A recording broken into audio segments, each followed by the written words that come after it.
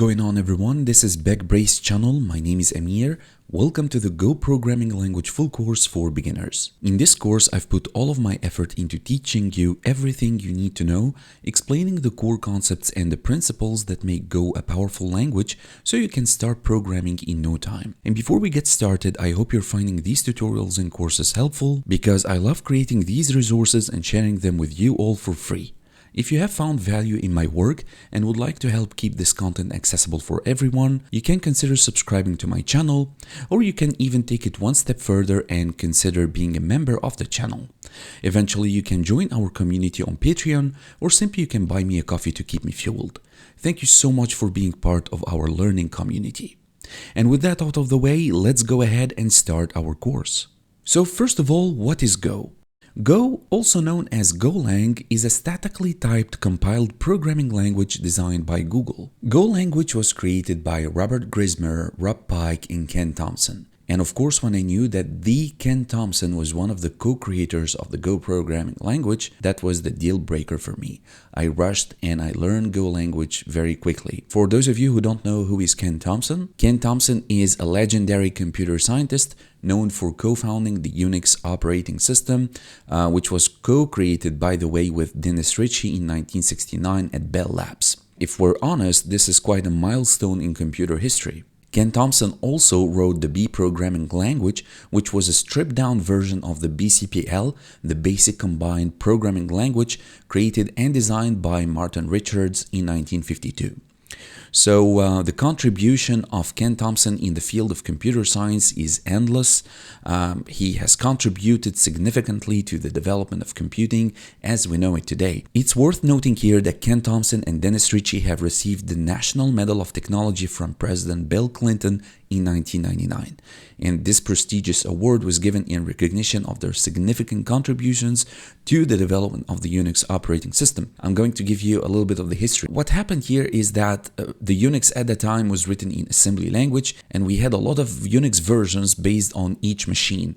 Each machine had its own architecture. Ken Thompson and Dennis Ritchie have rewritten the whole Unix operating system in the C language. This way, they had only one code base for Unix instead of having different Unix versions based on different assembly code that work on different machine architectures. So sorry for the distraction here, but when I talk about Ken Thompson, I can't stop. Ken Thompson for me is one of the greatest computer scientists ever lived on planet Earth. And together with two great computer scientists like Rob Pike and Robert Grismer, they have created together the Go programming language, and they're all working at Google. Alright, let's talk a little bit about the history and development of Go language. So Go was conceived in 2007 at Google as a solution to improve programming productivity in an era of multi-core processors, networked systems, and large code bases. The designers aimed to create a language that combined the performance and security benefits of statically typed languages like C++ with the speed of dynamic languages like Python. And in 2009, Google publicly announced Go as an open source project. And in 2012, the first stable version, Go 1.0, was released. Now let's discuss a little bit the community and popularity of Go programming language. So Go has gained significant traction in the developer community for its simplicity, performance, and efficient concurrency model. And according to the Stack Overflow developer survey, Go is consistently ranked among the most loved programming languages. In recent years, more than 60% of developers who have used Go expressed a desire to continue using it. Go is praised for its simplicity with a clean and concise syntax that reduces the learning curve for beginners while being powerful enough for seasoned developers. And we're going to get back to the point of simplicity because I remember that Ken Thompson himself said that one of the main pillars of creating the Go programming language was simplicity and minimalism. So they wanted Go to act like C language but simpler. They sometimes even refer to Go as the C language for the 21st century.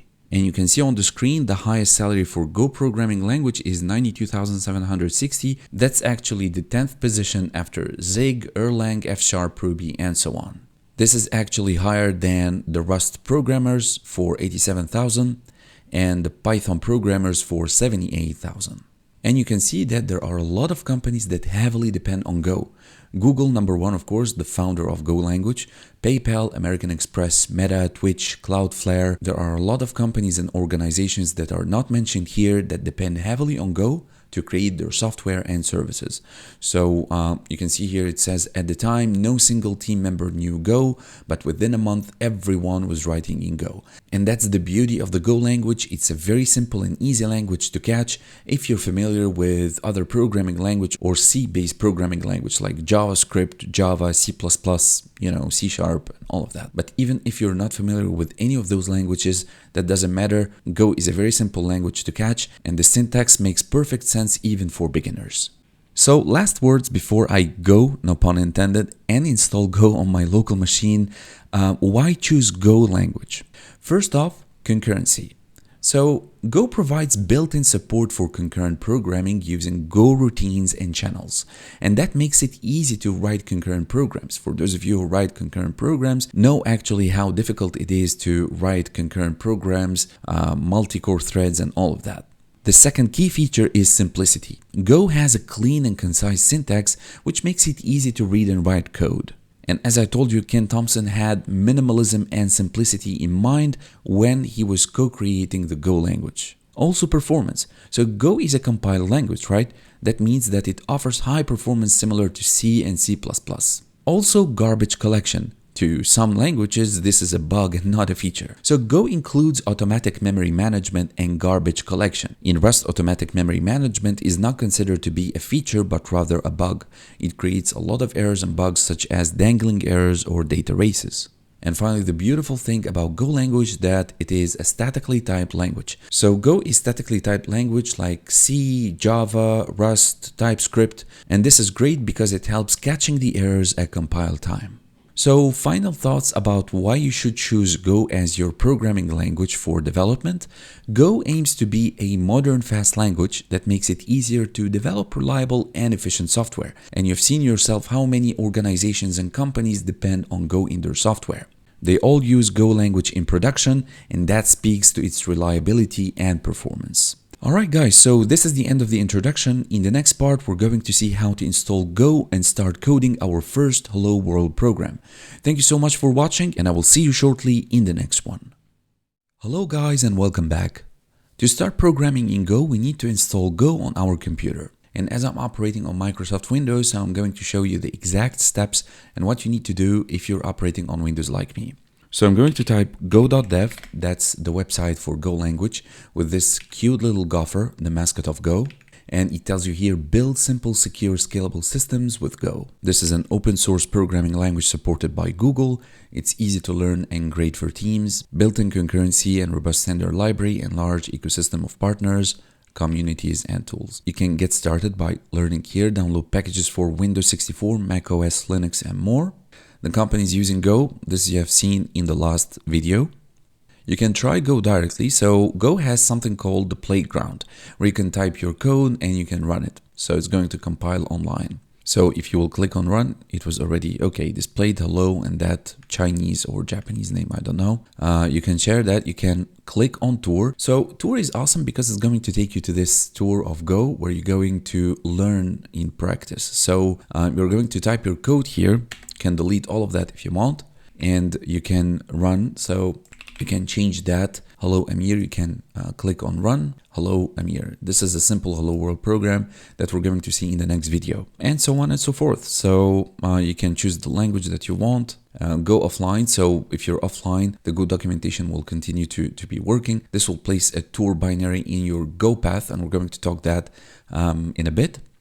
And just down here below, you will find that what's possible to create with Go. So you can create command line interface applications, web dev, cloud and network services, and this is because of the powerful and efficient coroutine model in Go. Down here also you can do DevOps and site reliability. You can check out more use cases if you want. Get started with Go, you can click get started, that's the same button at the top. And again, you can click here on tour, that's going to take you to the same page where we were before. And of course you have the Google label because of course Go was created at Google, right? You can connect through Twitter, GitHub, Slack, or Golang. If you'll click on that, you find here that this is Reddit. And you can see the forums, people talking about Go. You know, you will share your experience and knowledge with different programmers who are interested in Go. So now let's go ahead and download Go on our machine. So I'm going to click on download, and that's going to take me to this page. And the stable version is Go 1.22.4, and that's the one that we're going to install. So I'm going to click on the Microsoft installer here, save that. All right, that's downloaded. If you'll double click on that, and I'm not going to install it because I have it already installed, but all what you need to do is to click next, next, next, and that's going to be installed on your local machine.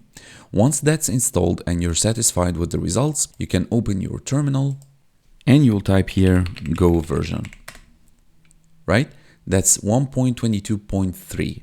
All right, and the one we have on the website, the stable release or the stable version is 1.22.4. That's not a big deal. This has been recently added. And one more important thing, guys, you need to verify that you have the Go path in your environment variables. So I'm going to type environment variables.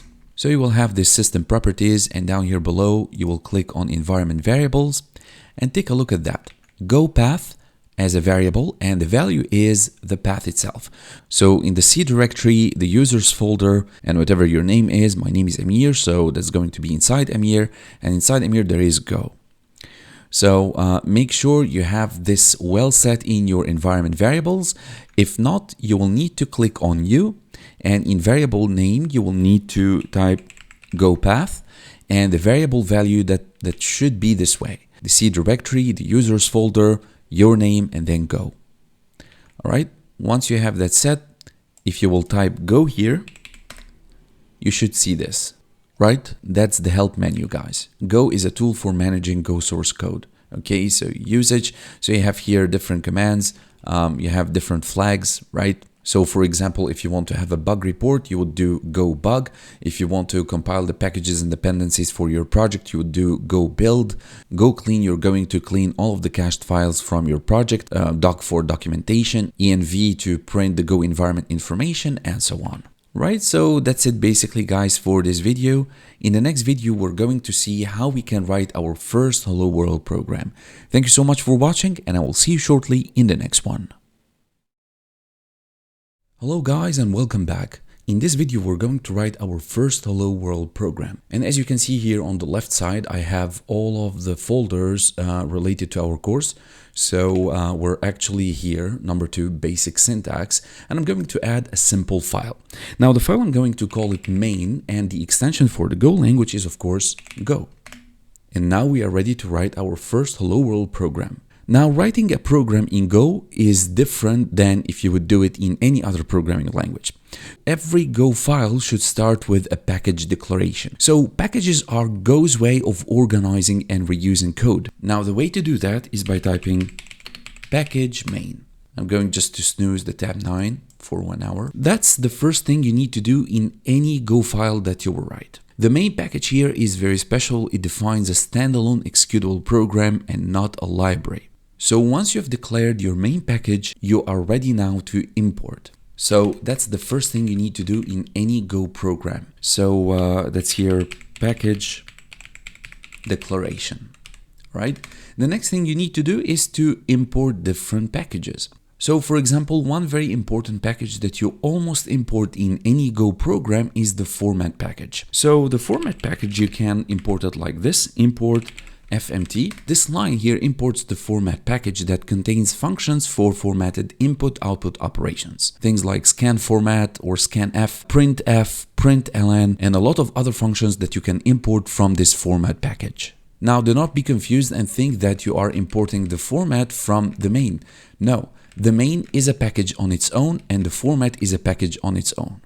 Now, to define a function in Go, you will use the keyword func. That's similar to fn in Rust, def in Python, function in JavaScript, and so on, right? So by func, you are defining a function. Now, the main of the main function, of course, is main. Following that, parentheses, open close paren, and curly braces. Inside your curly braces here, this block, you're free to write your local code. And by local, I mean that you can write or you can define variables here in the global scope, but locally inside the main scope here, you're free to write all of the code that you want. Right, so the first thing that I want to show you is how to write a comment. So to write a comment, simply you will type /. It's the same thing that you would do in JavaScript, for example. So this is a single line comment. Writing multi-line comments is done by doing /***. And here you will type, this is a multi-line comment. Now I want to print the hello world to the console. The way to do that is very simple. Now remember when we said that we need this format package to use it in order to access different functions. That's exactly what we're going to do now. So I'm going to take the format package and I will access this beautiful function called println. Now be careful that print starts by P capitalized. Then what you would do usually in any other programming language, you will open parentheses, you will open double quotes, and you will say hello world. So like C, Go is a semicolon type of language. You can add your semicolon or you can ignore your semicolon. Either way, the code is going to compile just fine. Alright, so let me open my integrated terminal now. So to compile your file in Go, you will start by saying Go, following that a command called build. So you're going to build from your Go file an executable file. So you need to create an output file, right? That's why we need the O flag. Following this is going to be the last argument, which is going to be the name of our executable file. You can call it anything. It's not necessarily to be exactly the same name of your Go file. You can say hello, for example, but for consistency reasons, I'm going to keep it as main. Now, main should be followed by the extension of the file. As we said, this is an executable file, so that's going to be followed by .exe. Hit enter. And there we go, our program has compiled successfully. If you will list the components of the file, let me just minimize this a little bit. We have created a new file called main.exe. Eventually, you're going to need to create a module file. Now, a module file is very similar to package.json in Node.js or cargo.toml in your Rust program. So this module file simply is going to track all of the packages and dependencies that you're going to install in your project. And to create that file, simply you would do go mod init, and you will call that file whatever you want to call it. So I'm going to keep it consistent and call it main.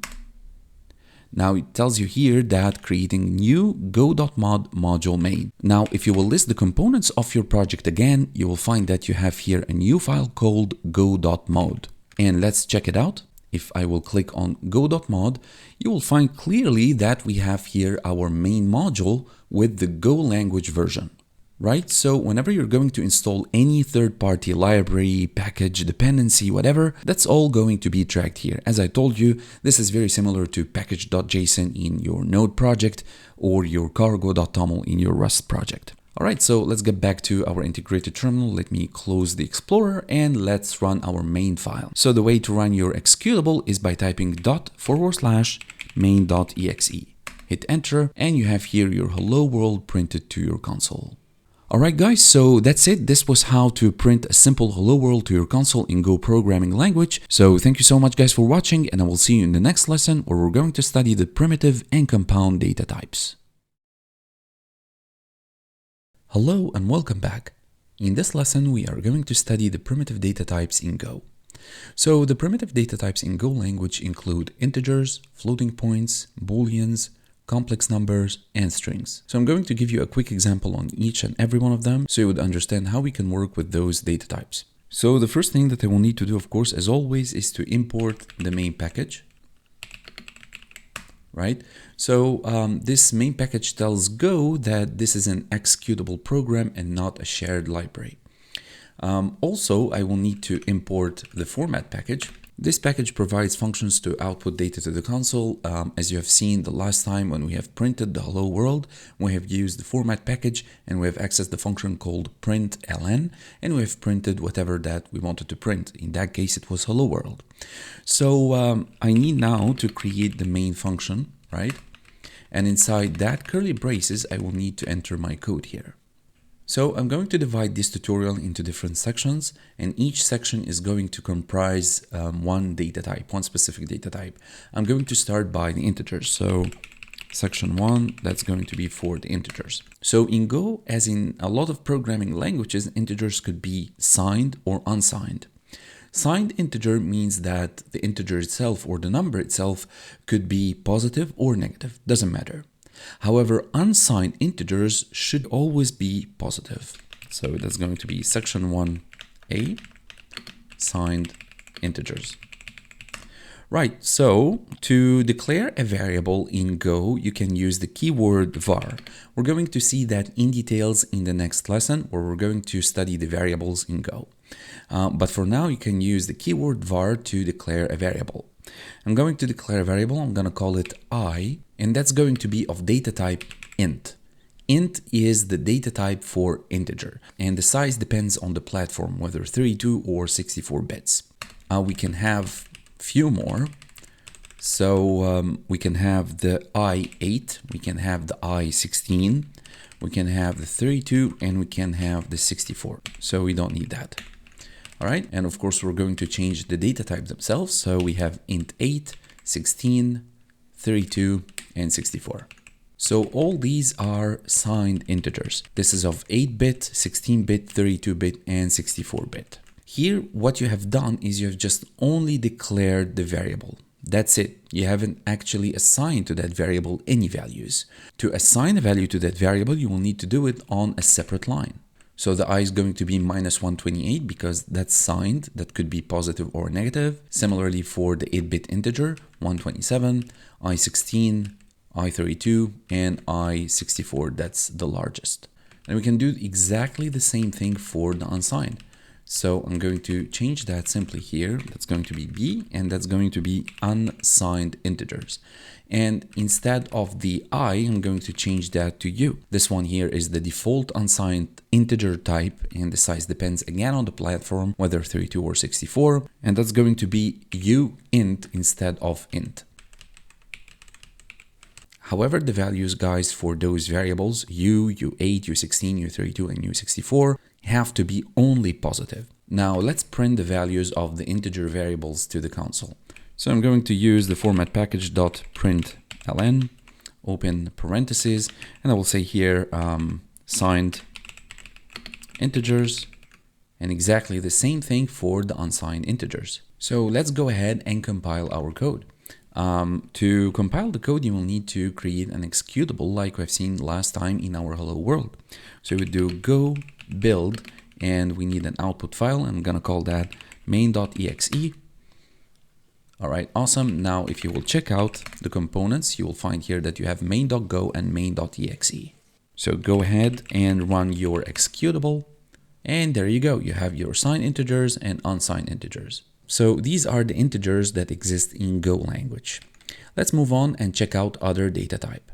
So we'll say here section 2, the floating point.